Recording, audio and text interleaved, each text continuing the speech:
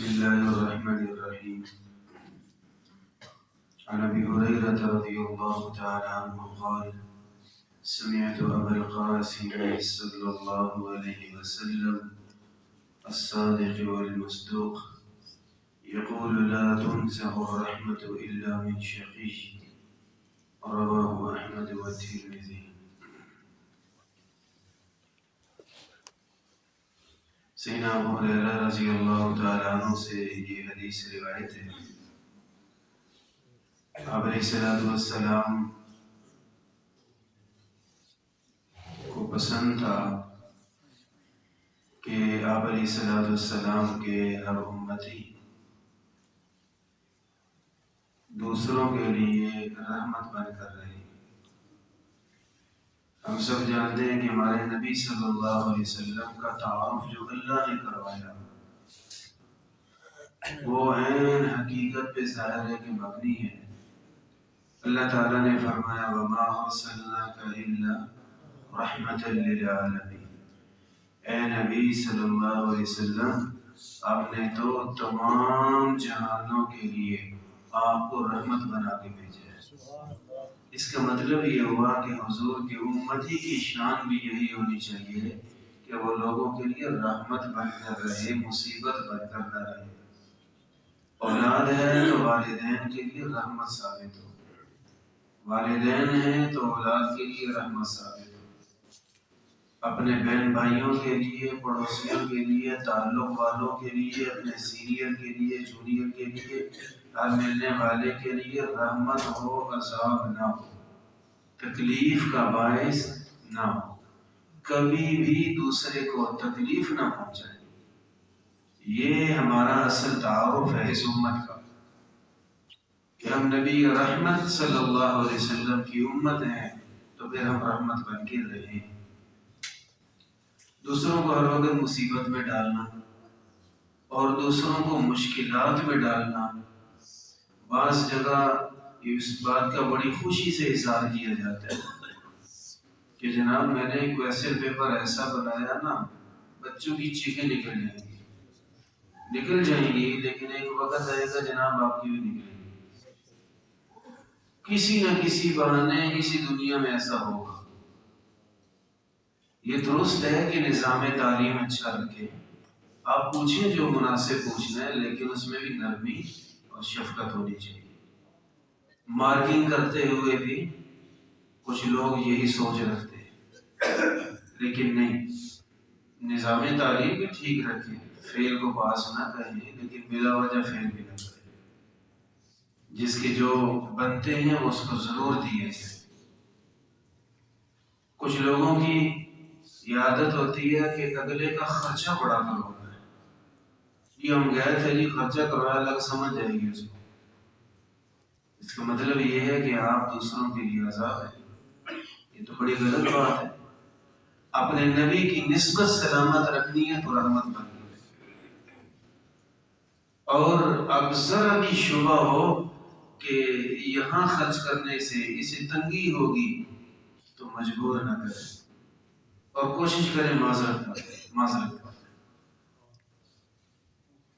ہم امتی ہیں نبی رحمت صلی اللہ علیہ وسلم کے، رحمت بن کے رہنا ہے. سیدنا ابو ہریرہ رضی اللہ عنہ فرماتے ہیں کہ آپ علیہ السلام نے فرمایا، یہ جو دلوں میں رحمت ہوتی ہے نا، سعادت مند انسان کی نشانی ہے، خوش قسمت آدمی کی نشانی ہے کہ اس کے دل میں رحم ہے، رحمت ہے، سب کے لیے شفقت ہے. یہ کسی کو تنگ نہیں کرنا چاہتا، یہ کسی کو تنگ نہیں کرنا چاہتا. یہ چھوٹی سی سوچ جس کے دل میں ہے نا، یہ اس کے سعادت مند اور خوش قسمت ہونے کی نشانی ہے.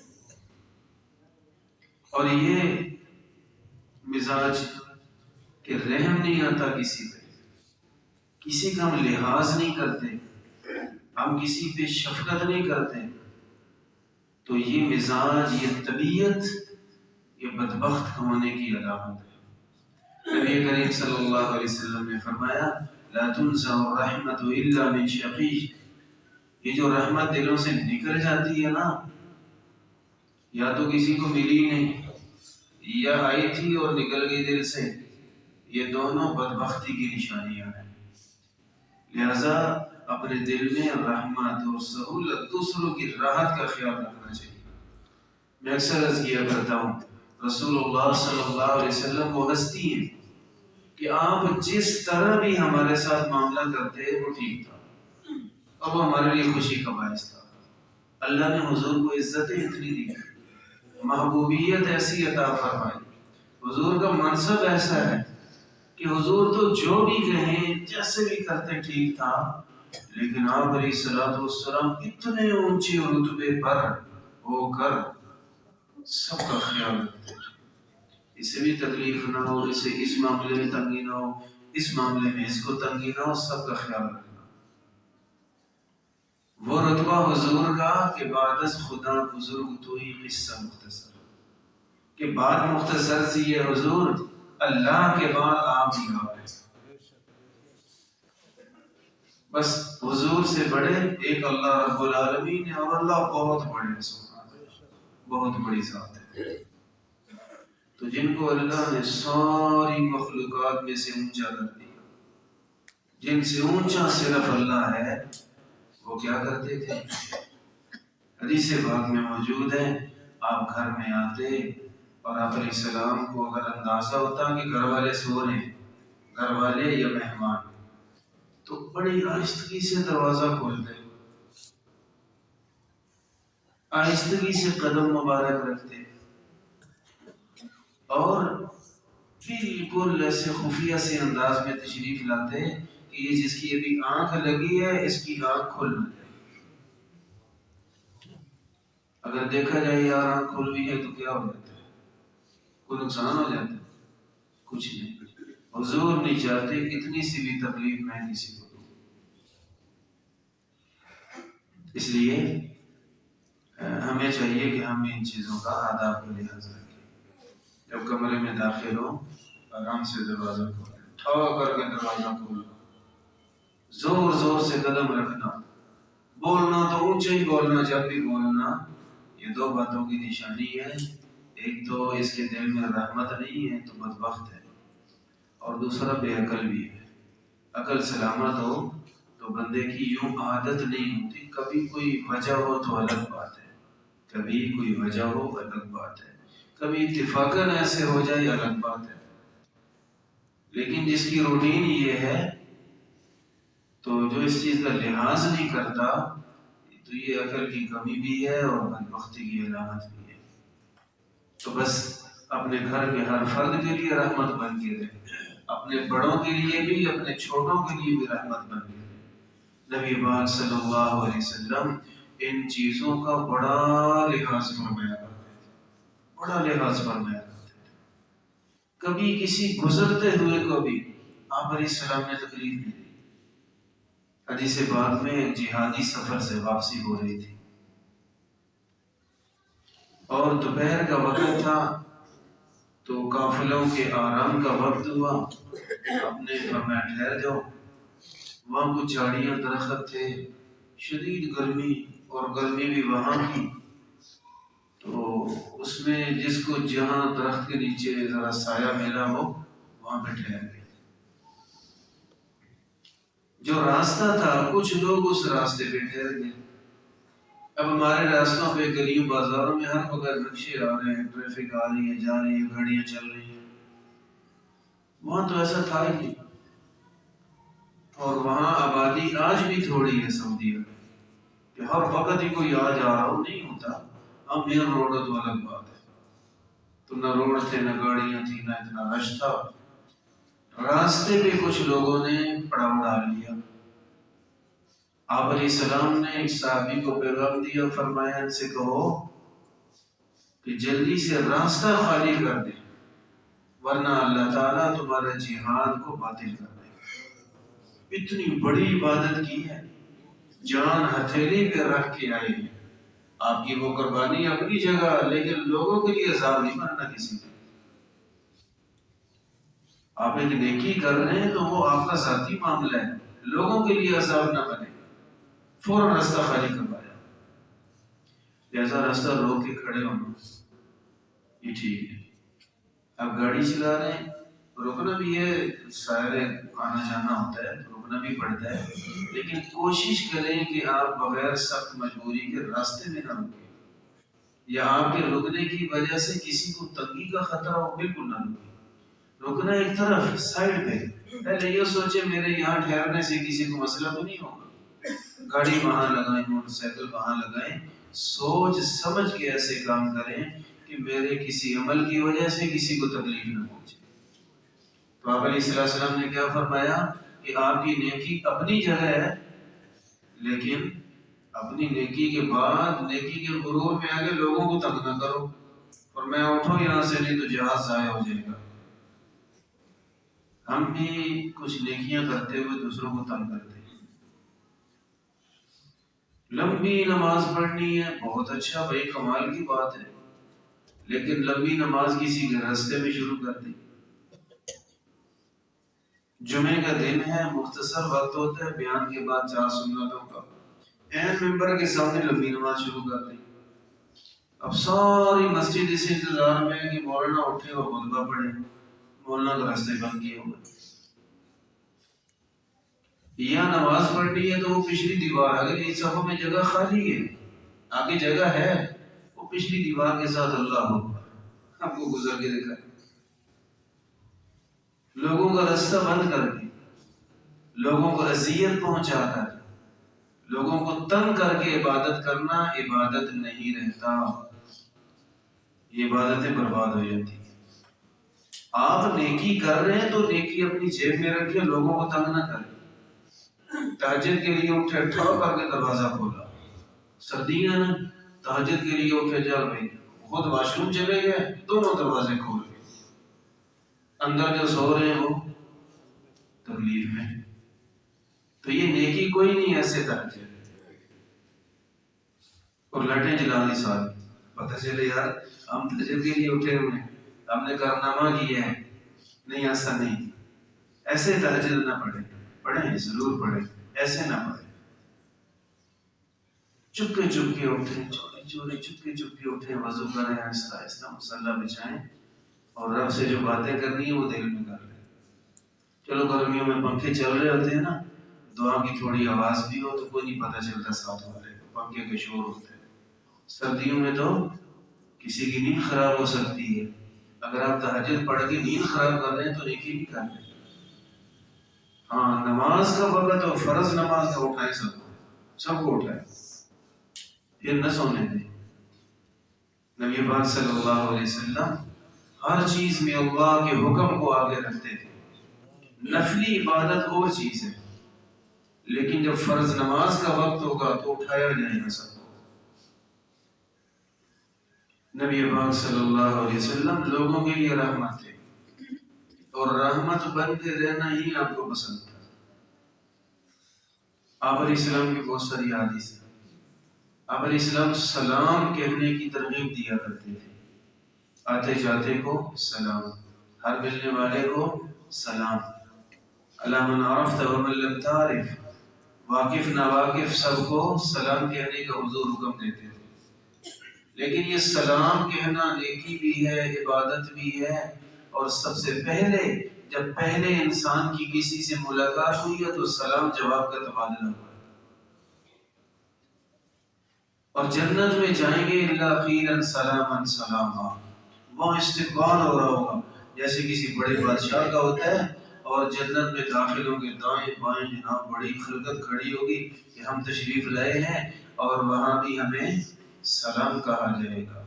اس سلام کی بڑی تاریخ ہے، انسانیت کی آغاز سے لے کے انجام تک ہر اچھے موقع پہ سلام ہے، سلام ہے۔ لیکن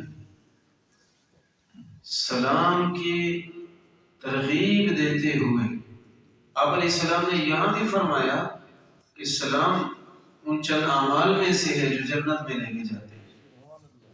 آپ علیہ السلام نے ارشاد فرمایا کہ ایک دوسرے کو سلام کیا کرو، اس سے محبت پیدا ہوتی ہے،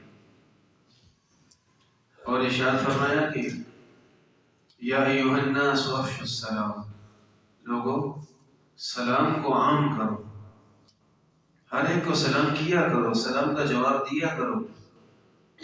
وَأَطْعِمُوا الطَّعَامَ، لوگوں کو کھانا کھلایا کرو، اور وَصَلُّوا اللَّيْلَ وَالنَّاسُ نِيَامٌ، اور فرمایا کہ جب دنیا سو رہی ہو اس وقت اٹھ کے عبادت کیا کرو، جب دنیا سو رہی ہو اٹھ کے عبادت کیا کرو۔ اگر اٹھنے کو دل تو سب کا کرتا ہے بھائی، سب کا دل کرتا ہے کہ میں تہجد کے وقت اٹھوں، آدھا دل کر رہا ہوتا ہے اٹھنے کو اور آدھا دل کر رہا ہوتا ہے سونے کو۔ اس وقت اس دن ڈاکٹر عبدالحی عارفی رحمہ اللہ کے حوالے سے یہی کو درس دیتے ہوئے فرما رہے تھے کہ وہ اپنے آپ کو تسلیاں دے کے اپنے آپ کو فضائل سنا کے اٹھا لیتے ہیں، اپنے آپ کو فضائل سنا تو اپنے آپ کو فضائل سناتے ہیں۔ اللہ کو وہ لوگ بڑے پسند ہیں جو راتوں کو اٹھ کے عبادت کرتے ہیں۔ وہ اللہ والے تو کئی کئی گھنٹے عبادت کرتے تھے، کئی کئی گھنٹے،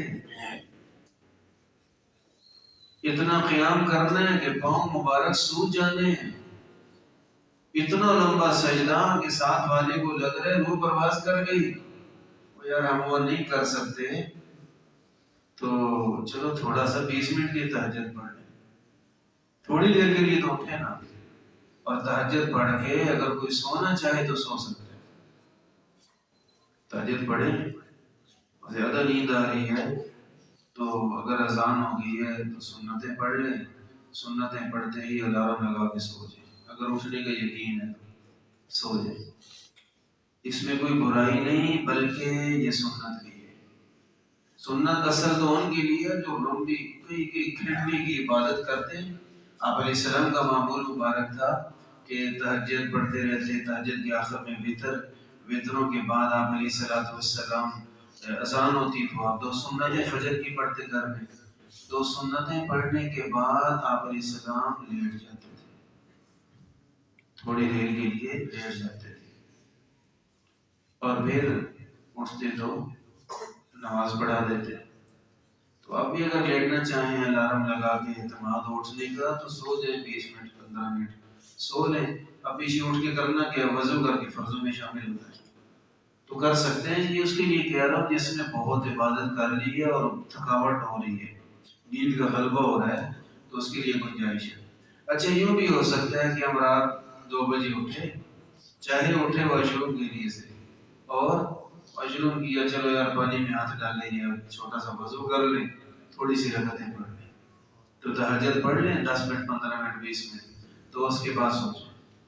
لوگ یہ سمجھتے ہیں کہ تہجد قبول تب ہوں گے جب تہجد کے بعد جاگتے رہیں جاگتے رہیں جاگتے رہیں، اس کا کوئی تصور نہیں ہے، آپ بے شک سو جائیں۔ اور ایک یہ بھی غلط فہمی پائی جاتی ہے کہ تہجد پڑھنے کے لیے پہلے سونا ضروری ہے، کچھ بھی نہیں۔ تہجد کا وقت شروع ہوتا ہے جب آپ نے عشاء کے فرض پڑھ لیے، عشاء کے فرض پڑھیں، 2 سنتیں پڑھیں، حتیٰ کہ کوئی چاہے تو عشاء کے ساتھ ہی تہجد کی نیت سے نفل پڑھ سکتا ہے۔ یہ شریعت نے رکاوٹیں نہیں رکھی، شیطان نے غلط فہمیاں ایسی ڈال دی ہیں کمال کی کہ بندہ پڑھنے کے ارادے کے باوجود بھی نہیں پڑھ سکتا، خصوصاً جب رات کو ذرا دیر ہو جائے، چاہے ابھی سوئے نہیں تھے اب سونے لگے، ابھی تہجد پڑھ کے سوئے۔ تہجد کی رکعتیں 8، 2 2 2 2 کر کے، تو 8 نہیں پڑھی جاتی، 6 پڑھ لو، 4 پڑھ لو، 2 پڑھ لو، حاضری لگوا لو، نام لکھوا لو، تہجد گزارو۔ چلو آج 2 شروع کریں گے نا تو آہستہ آہستہ مزاج بن جائے گا، اللہ پاک توفیق دیں گے۔ وہ چیز بیچنے والے گاڑی میں آتے ہیں نا، دال بیچنے والے، چنے بیچنے، تھوڑے سے ویسے چکھا دیتے، نہیں بھی صلاح ہوتی بندہ چکھتا ہے، کہتا ہے یار لے 200 روپے، پہلے ذہن ہی نہیں تھا لینے کا، چکھ کے مزاج بن جاتا، ٹھیک ہے یار لے لو، بڑے مزے کے۔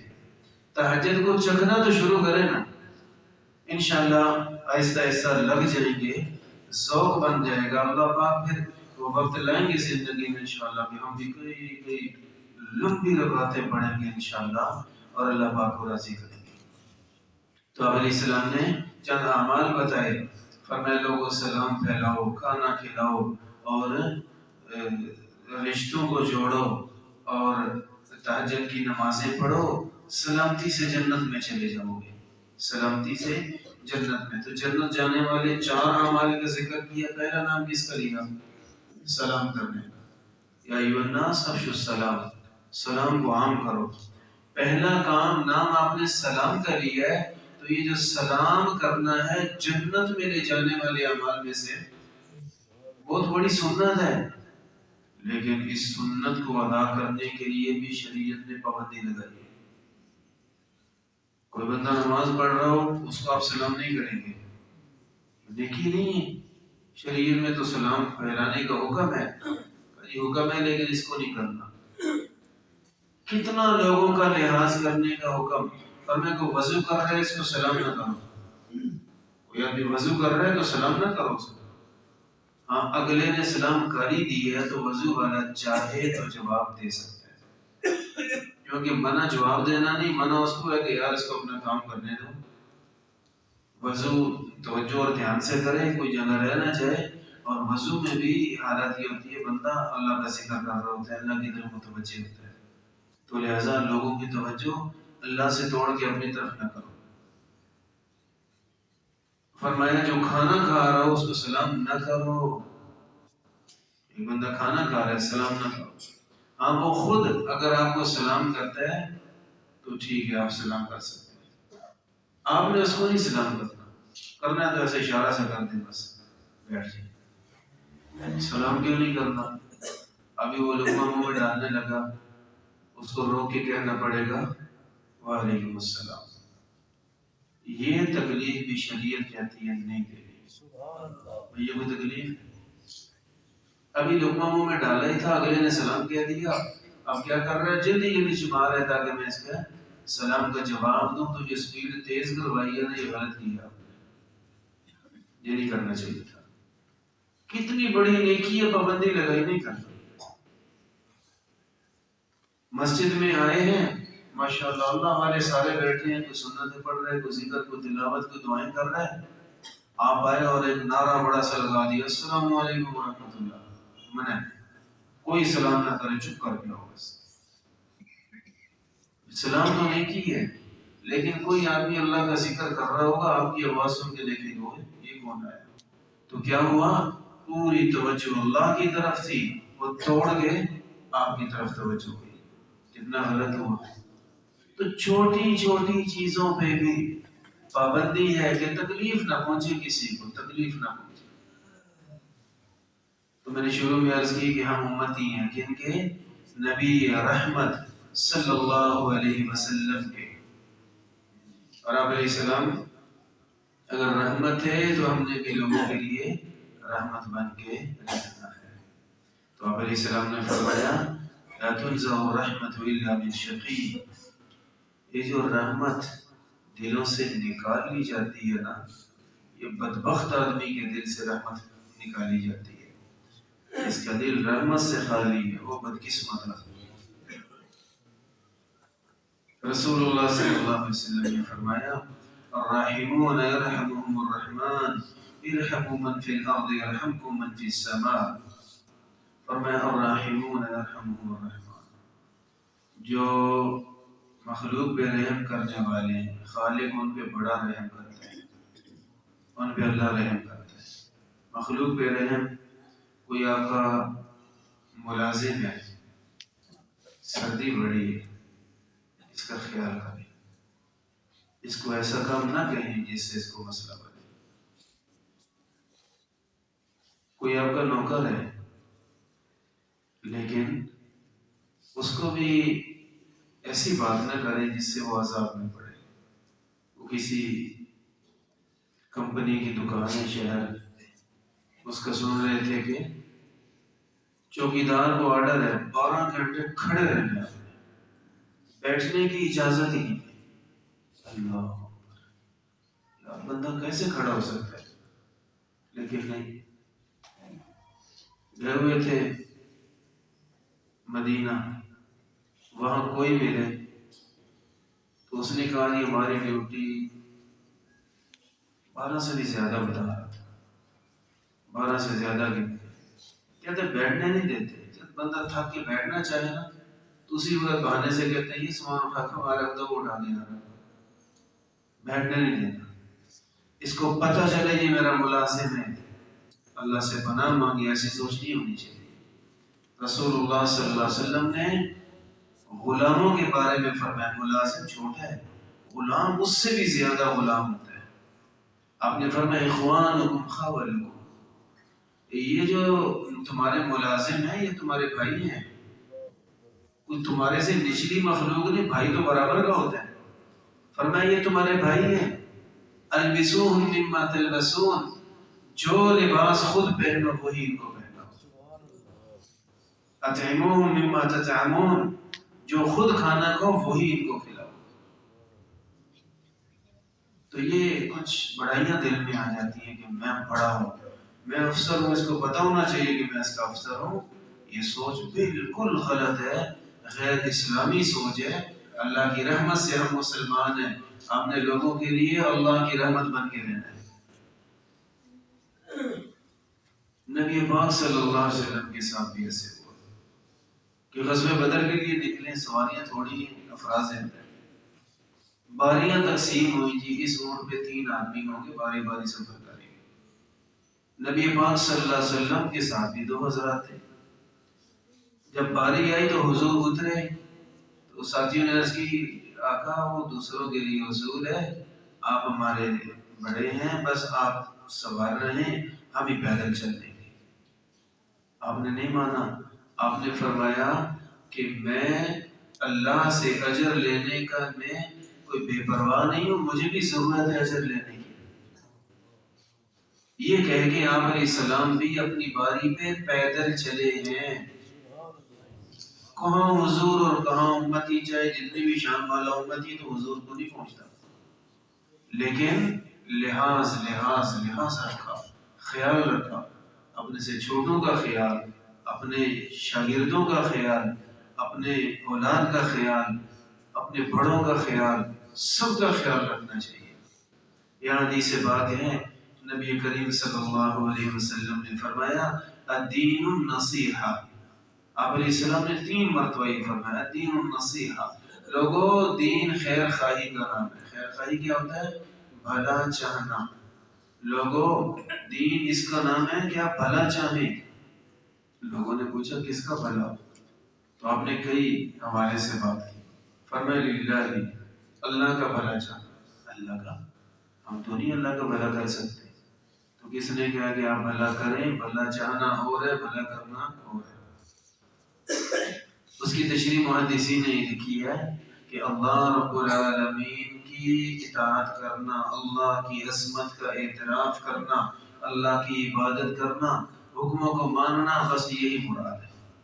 فرمایا والے رسول، اللہ کے رسول صلی اللہ علیہ وسلم کا بھلا چاہنا. ان کو بھی ہم کیا بھلا کر سکتے ہیں، وہ تو بہت عظیم ہے، ہم تو کسی کھاتے کے نہیں ہیں. تو وہاں بھی یہی ہے کہ بھلا کرنے کی تو بات نہیں ہوئی، بھلا چاہنے کی بات ہو رہی ہے.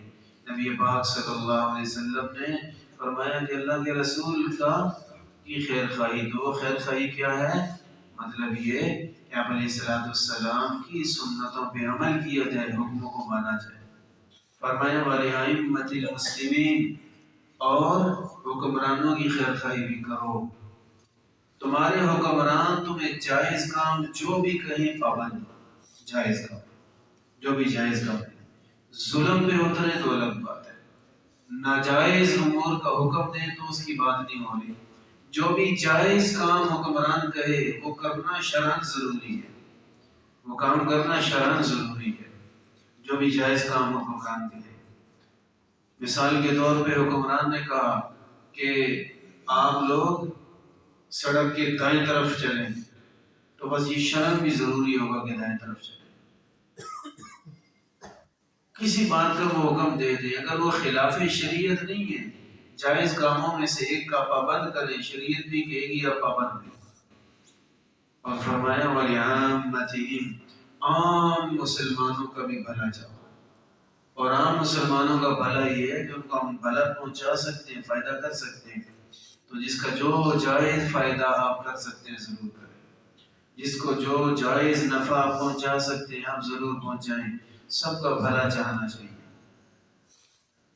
اور ویسے آپ یہ جو فرما رہے ہیں کہ سب کا بھلا مانگو، اچھا اگلے کو ہم کو فائدہ دے سکے یا نہ دے سکے، لیکن جب سب کا بھلا چاہیں گے تو یہ دل صاف ہو جائے گا، یہ دل صاف ہو جائے گا۔ کسی کے بارے میں انسانی طبیعت ہے، ٹینشن لگتی ہے، یار اس کے بعد گاڑی کیوں آ گئی، میں سائیکل پہ پھر رہا ہوں یہ گاڑی پہ کیوں آئی گاڑی سے، نہیں برداشت ہوتی، دیکھی نہیں جاتی۔ انسانی فطرت ہے، یہ چیز آ جاتی ہے، آ جانا برا نہیں، اس کو دل میں رکھ لینا برا ہے۔ اگر تکلیف ہو رہی ہے تو آپ اللہ سے فوراً دعا کریں، یا اللہ اس کو یہ جو دی ہے اس سے اچھی عطا فرما، یا اللہ اس کو ایک دی ہے 4 اور عطا فرما۔ تھوڑی دیر بیٹھ کے دعائیں کر لیں، اس کو 4 ملی نہ ملی یہ آپ کی بیماری دور ہو جائے گی۔ یہ حسد کھاتا ہے بندے کو، ہر وقت کی آگ ہے جو دل میں لگی رہتی ہے اور غلط حرکتیں کرواتا ہے۔ اس کو خوشی ملے گی ہمارا منہ بن جائے گا، اس کو خوشی کیوں ملے گی؟ تو ظاہر دنیا دیکھیے کہ یار اتنی خوشی ہے، اس کا منہ کیوں بنا ہوا ہے؟ اس کا مطلب یہ اس سے چل رہا ہے۔ تو الٹا ذلیل کون ہو رہا ہے؟ خود حسد کا کسی سے جلن محسوس ہو، اللہ نے کسی کو خیر دی اب سے نہیں برداشت ہو رہی، تو بھائی میں 2 باتیں عرض کر رہا ہوں۔ ایک تو یہ کہہ رہا ہوں کہ حسد کا دل میں آنا کوئی برا نہیں، یہ فطرت ہے، اس کو دل میں رکھ لینا یہ برا ہے، اس کو دفع کرنا چاہیے۔ اور دوسرا، حسد کا بہت بڑا علاج بتایا میں نے، بہت بڑا علاج، 1000 نسخوں میں سے بڑا نسخہ بتایا ہے۔ چھوٹا سا لگ رہا ہے بالکل، کیا بلا؟ کسی سے حسد ہو رہا ہے تو اس کے لیے اللہ سے دعا کر دیں، اس کے حق میں دعا کر دیں، دعا کریں۔ جب دعا کریں گے ایک سب سے بڑا فائدہ یہ ہوگا کہ ہماری مصیبت دور ہو جائے گی، مجھے شفا ہو جائے گی، تو یہی تو سب سے بڑا فائدہ۔ وہ دعا قبول ہوئی نہ ہوئی، آپ کو ایک تو اپنی تکلیف دور ہوئی، دوسرا لوگوں میں عزت خراب نہیں ہوگی، اور تیسرا حسد کے پیچھے چل کے اپنی جہنم نہیں لیں گے۔ حسد کے پیچھے جب بھی آدمی چلتا ہے جہنم کی طرف جاتا ہے۔ رسول اللہ صلی اللہ علیہ وسلم نے فرمایا یہ جو چلنا ہے نا دوسرے سے حسد کرنا، آپ نے فرمایا الا ہی الحالقہ، یاد رکھیں یہ ٹنڈ کر دیتی ہے، موڑ دیتی ہے۔ فرمایا لا اقول تحلق الراس، میں یہ نہیں کہہ رہا کہ یہ سر بھی ٹنڈ کرتی ہے، ولیکن تحلق الدین، لیکن یہ تو دینداری بھی ٹنڈ کر کے رکھ دیتی ہے۔ ایک بندے کے دل میں نماز کا شوق، عبادات کا شوق، غلطیوں سے بچنے کی چاہت ہے تو یہ بڑی دینداری والی بات ہے، لیکن جب حسد دل میں داخل ہوگا ٹنڈ کر کے رکھ دے گا، کچھ نہیں بچے گا دینداری کا۔ ہو سکتا ہے کوئی چہرے کے بال بچ جائیں، ہو سکتا ہے کہ کوئی جیسے دیکھنے میں بچے، اندر بچنا ہی کچھ نہیں، تو دنیا کے ساتھ آخرت بھی تباہ۔ جس کے پاس دین ہی نہیں ہے وہ کس کام کا، تو دنیا کے ساتھ اس کی آخرت بھی تباہ۔ نبی پاک صلی اللہ علیہ وسلم نے ارشاد فرمایا کہ آپ لوگوں کا بھلا چاہیں، لوگوں کی خیر خواہی۔ فرمایا الراحمون یرحمہم الرحمن، جو دوسروں پہ رحم کرتے ہیں اللہ ان پہ رحم فرماتا ہے۔ فرمایا ارحموا من فی الارض، زمین والوں پہ تم رحم کرو، آسمان والا تم پہ رحم کرے گا۔ بڑا آسان ہو گیا کام۔ یار دیکھیں زندگی میں بیماریاں آتی ہیں، ٹھوکریں لگتی ہیں، تکلیفیں پہنچتی ہیں، تو کبھی اپنے اندر سے تکلیف اٹھی، بیماری بن گئی، کبھی مالی پریشانی، کبھی لڑائی جھگڑا ہو گیا، اور رولے ہوتے ہیں کہیں، تو زندگی تو نام ہی کانٹوں کا ہے، چبھتے کانٹوں کا۔ تو اگر اللہ ہم پہ رحم کرے گا تو ہم تو ہر جگہ سے نکل جائیں گے۔ اور اتنا اب آسمان والے رب کا رحم میں کیسے لے سکتا ہوں؟ اللہ جزائے خیر عطا فرمائے محمد رسول اللہ صلی اللہ علیہ وسلم کو ہر چیز ہماری جھولی میں ڈال دیا۔ آپ علیہ السلام فرما رہے ہیں لوگوں پہ رحم تم کرو، آسمان والا تم پہ رحم کرے۔ آسمان سے رحمت اتارنے کا طریقہ بتا دیں۔ نبی پاک صلی اللہ علیہ وسلم نے فرمایا لوگوں پہ رحم فرماؤ۔ حضرت ابو موسیٰ اشعری رضی اللہ عنہ فرماتے ہیں کہ رسول اللہ صلی اللہ علیہ وسلم کا ارشاد گرامی ہے ان من اجلال اللہ اکرام ذی الشیبۃ المسلم وحامل القرآن غیر الغالف ولا الجاف واکرام سلطان مقسط. فرمایا کہ کچھ لوگوں کی عزت دراصل اللہ رب العالمین کی عزت ہے. کچھ لوگ ایسے ہیں آپ ان کی عزت کر رہے ہیں تو دراصل اللہ کی عزت کر رہے ہیں. کیسے؟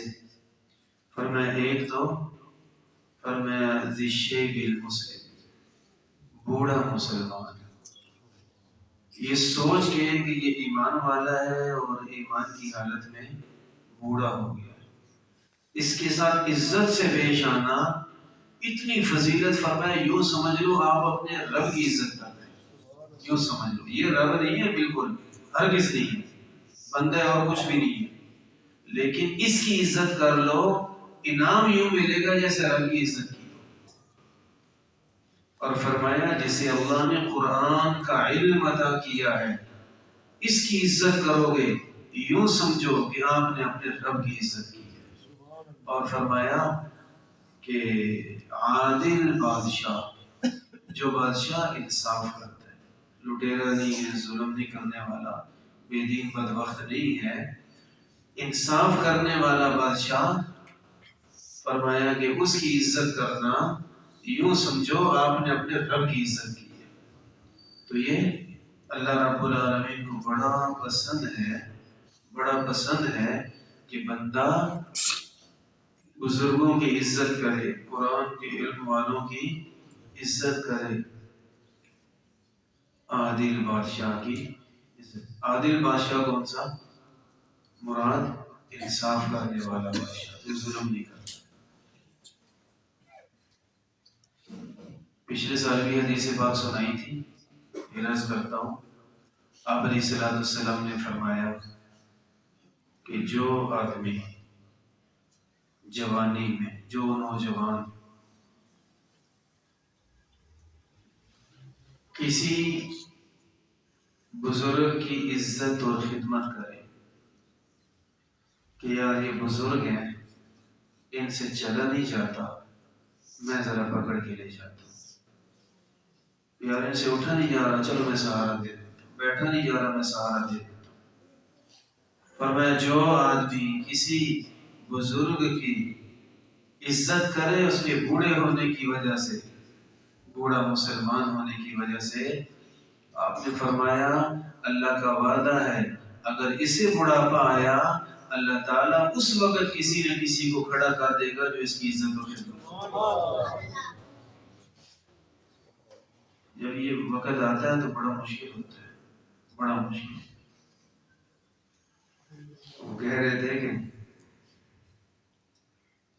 ایک صاحب تھے آئی جی، بہت بڑا ہوتا ہے، صوبے کا مالک ہوتا ہے آئی جی،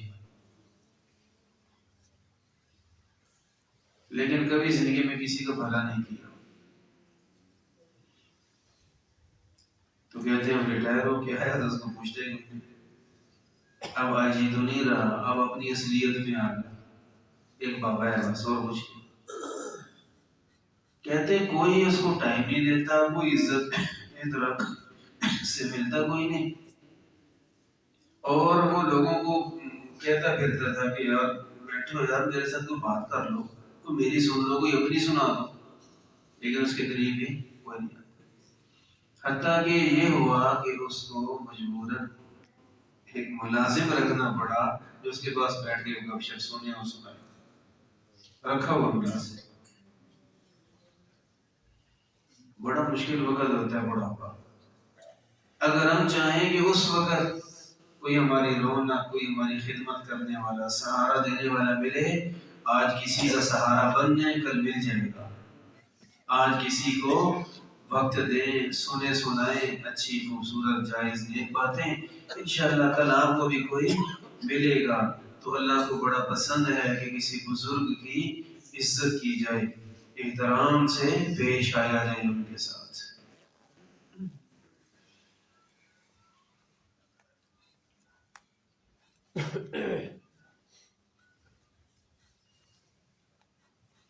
رسول اللہ صلی اللہ علیہ وسلم نے ارشاد فرمایا ما نحل والد ولدہ من نحل افضل من حسن ادب.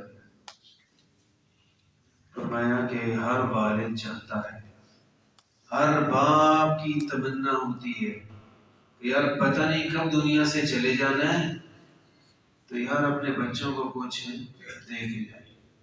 ہر باپ کی تمنا ہوتی ہے اپنے بچوں کو کچھ دے کے جائیں، کہیں ایسے نہ ہو کہ میرے بعد یہ دھکے کھاتے پھریں، ان کو کوئی پوچھنے والا ہی نہ ہو، اپنا ان کا گھر بار ہو، کوئی اپنا کھانے پینے کا نظام ہو، کسی کے محتاج نہ ہو. جائز سوچ ہے، اچھی سوچ ہے. تو فرمایا ہر والد کی تمنا اور چاہت ہوتی ہے اولاد کو کچھ دے کے جاؤں. پھر والد والا کیا دیتا ہے؟ دولت دیتا ہے، بینک بیلنس دیتا ہے، مکان گاڑی دیتا ہے. یہ وہ چیزیں ہیں جو کوئی کسی کو نہیں دیتا. یہ وہ چیزیں کوئی کسی کو نہیں دیتا. ہاں اللہ نے کسی کا دل بڑا رکھا تو اور بات ہے.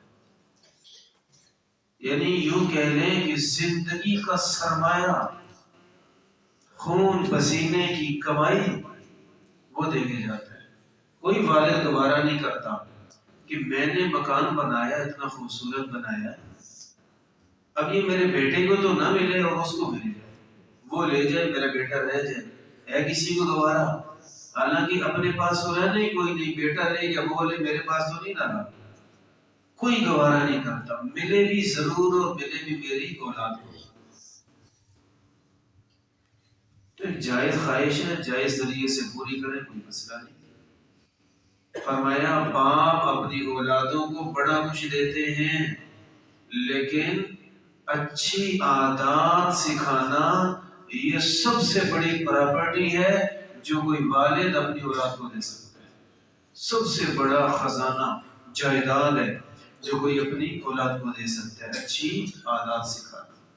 اچھی عادات میں سے بچے کو اللہ رب العالمین کا تعارف کرنا، کہ میں باپ تو ضرور ہوں، میں کچھ نہیں کر سکتا، سب کچھ کرنے والا آپ کا رب ہے. اپنے رب کو پہچانا.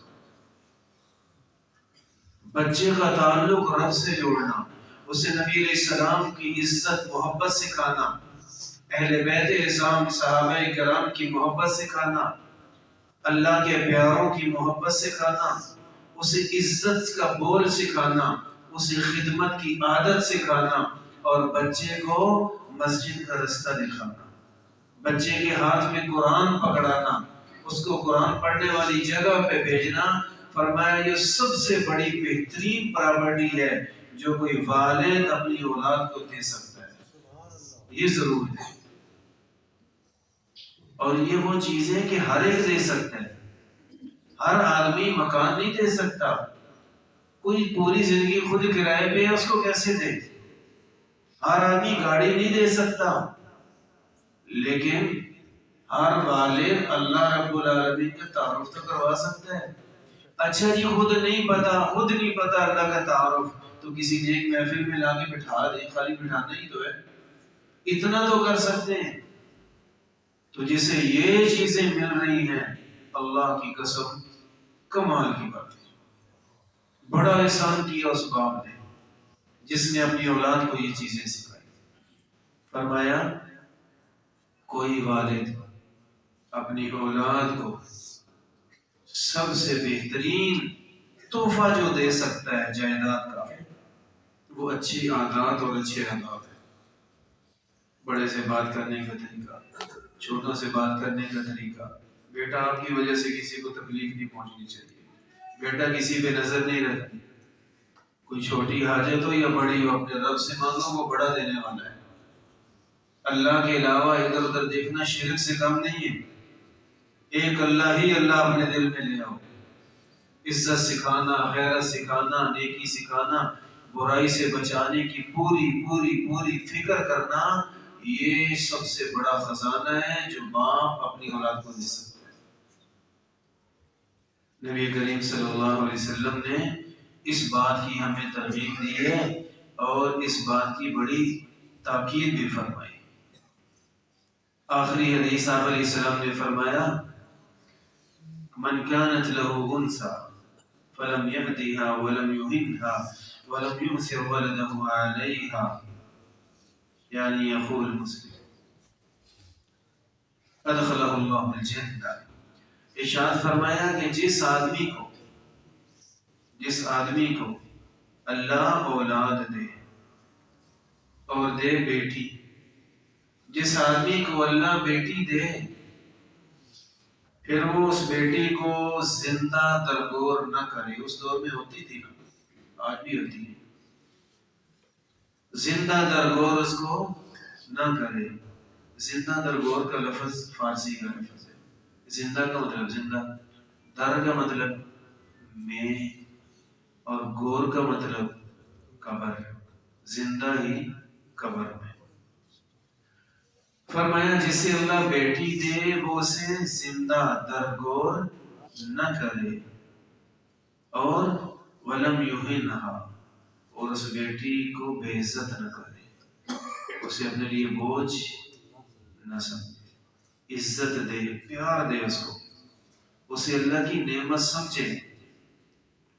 اور فرمایا تیسری شرط لم یؤثر علیہا ولدا، بیٹی سے زیادہ بیٹے کو آگے نہ رکھے، جیسے ہم کرتے ہیں، بیٹوں کا کھانا پینا ہی اور ہوتا ہے، بیٹیوں کا اور ہوتا ہے، ان کو لباس کسی اور معیار کا اور بیٹے کو اس کے لیے بہت قیمتی۔ فرمایا فرق نہ کرے بیٹی اور بیٹے میں، تین کام، پہلے زندہ درگور نہ کرے، قتل نہ کرے، پالے اس کو، سنبھالے۔ دوسرا اسے بے عزت نہ کرے، بے عزت نہ کرے، اسے عزت احترام دے بچی کو۔ اور تیسرا آپ نے فرمایا اپنے بیٹوں اور بیٹیوں میں فرق نہ کرے۔ تو اس کا بدلہ ارشاد فرمایا ادخلہ اللہ الجنہ، اللہ اسی بات میں اسے جنت میں داخل کرے۔ تو دوسرے لفظوں میں کہنے دیجئے کہ جو بیٹیاں ہیں یہ جنت کا ٹکٹ ہے، کسی کو 1 ٹکٹ مل رہا ہے، کسی کو 2، کسی کو 5، تو بھائی جتنے مل رہے ہیں اللہ رب العالمین کے فضل و کرم سے یہ جنت کا ٹکٹ ہے، اللہ کی رحمت ہے۔ یہ ضرور ہے کہ دنیا میں کچھ پریشانیوں کا سامنا کرنا پڑتا ہے، تو یار کیا ہوا، دل بڑا رکھیں، اپنے رب پہ توکل رکھیں، پریشانی نہیں آئے گی۔ جب ہم رب کو بھلا کے اپنی جیب دیکھتے ہیں، اپنی ملازمت دیکھتے ہیں، تنخواہ کو دیکھتے ہیں، پھر رولا ہوتا ہے۔ اپنے رب کی ذات میں توکل کریں، شکر کریں اللہ پاک کا، اور یہ جو 3 کام ہے یہ کرتے رہیں، انشاءاللہ یہ بچیاں جنت کا ٹکٹ اور جنت کی ضمانت ہیں۔ اللہ رب العالمین ہمیں ان تمام باتوں پہ عمل کی توفیق عطا فرمائے۔ ہمارے رہ گئے تقریباً 2 ہفتے، کل کا درس حدیث ہے۔